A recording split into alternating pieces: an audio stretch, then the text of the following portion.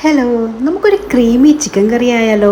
ഇതൊരു variety chicken കറിയാണ്, ഓറ chicken.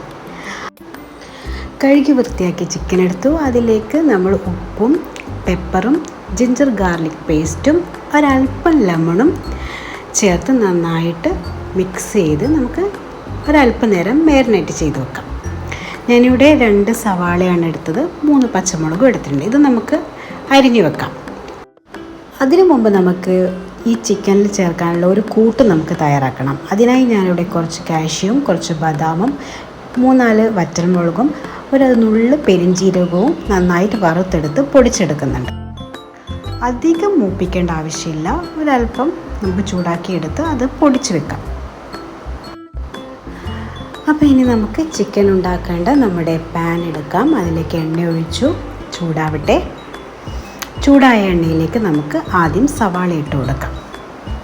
ഒരു ജസ്റ്റ് മൂപ്പാവുന്നത് വരെ നമുക്ക് വഴറ്റി കൊടുക്കാം. അപ്പോൾ എൻ്റെ സവാള ചെറുതായിട്ട് മൂത്ത് തുടങ്ങിയിട്ടുണ്ട്.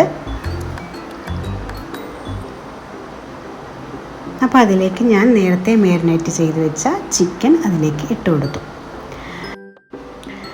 അപ്പോൾ അത് നന്നായിട്ട് മിക്സ് ചെയ്തു. ഇനി നമുക്ക് ഇതിലേക്ക് തൈര് ഒഴിച്ചു കൊടുക്കാം. അധികം പുളി ഉണ്ടാവാൻ പാടില്ല, എന്നാൽ പുളി ഇല്ലാത്ത തൈരും നമ്മൾ ഒഴിച്ചു കൊടുക്കാൻ പാടില്ല, ഒരല്പം പുളി നിൽക്കണം.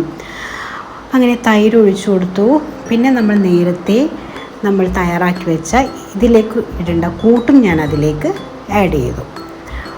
ഇനി വേണ്ടത് 1 സ്പൂണ് മല്ലിപ്പൊടിയും 1/4 സ്പൂണ് ഗരം മസാലയുമാണ് ഞാൻ ചേർത്തത്. അപ്പോൾ ഇതൊക്കെ ചേർത്ത് നന്നായി ഇളക്കി കൊടുക്കാം.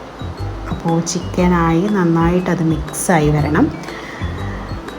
അപ്പോൾ അതിന് ശേഷം നമുക്ക് വെള്ളം ഒഴിച്ചു കൊടുക്കാം. ഞാനിവിടെ 2 കപ്പ് വെള്ളമാണ് ഒഴിച്ചത്. അപ്പം വെള്ളം ഒഴിച്ച് നന്നായിട്ട് മിക്സ് ചെയ്ത് നമുക്ക് കുറച്ച് നേരം അടച്ചു വെച്ച് വേവിക്കാം.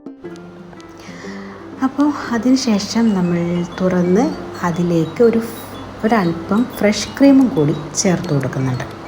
വീണ്ടും നമ്മൾക്ക് നന്നായിട്ട് ഇളക്കി കൊടുക്കാം.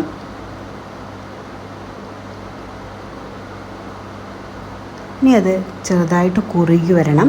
കുറുകി വന്നു കഴിഞ്ഞാൽ നമ്മൾ മൂടി തുറന്ന് 2-3 പച്ചമുളകും അതിലേക്ക് മല്ലിയിലയും വിതറാം. ഇത് ലാസ്റ്റ് സ്റ്റേജാണ്.